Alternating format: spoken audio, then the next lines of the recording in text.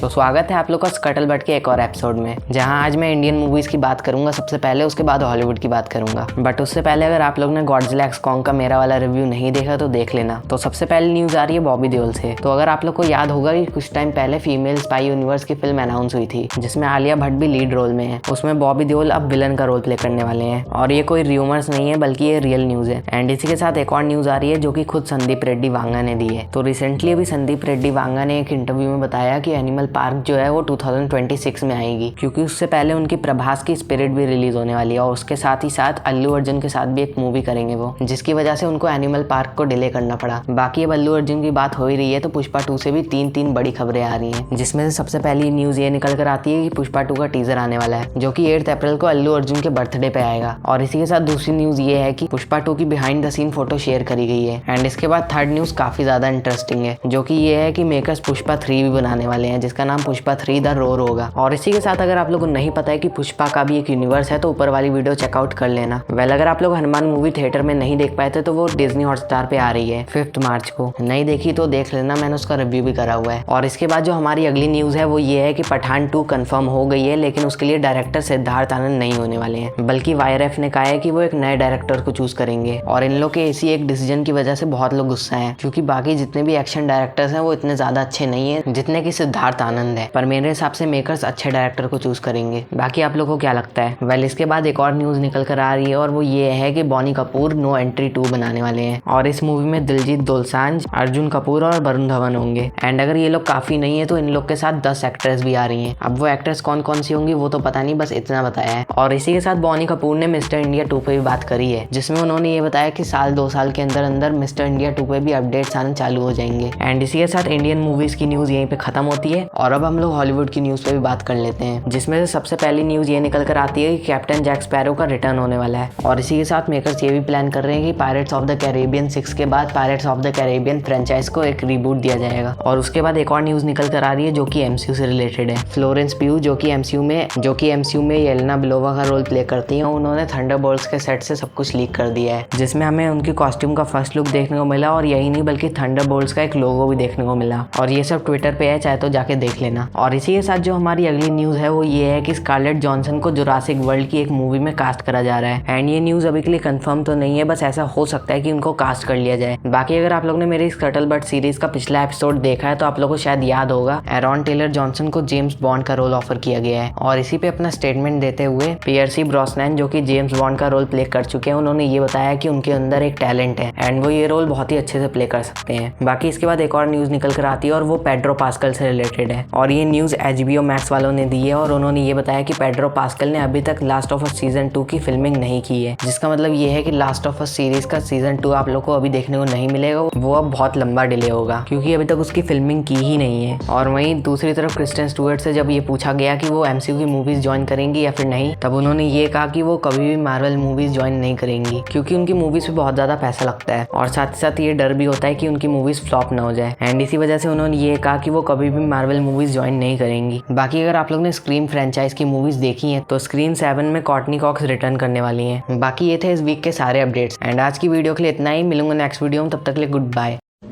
क्या हो गया तुम्हें? क्यों नहीं बोल रहे हो? कुछ तो बोलो।